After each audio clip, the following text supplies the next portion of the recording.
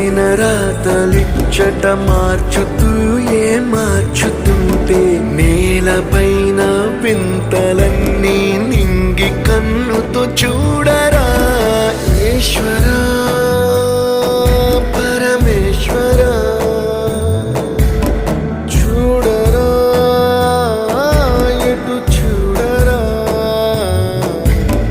మసకబారిన కంటి పాపకి ముసుగు తీసే వెలుగులాగా కాలమడిగిన కఠిన ప్రశ్నకు బదులువై ఎదురవ్వరా ఈశ్వరా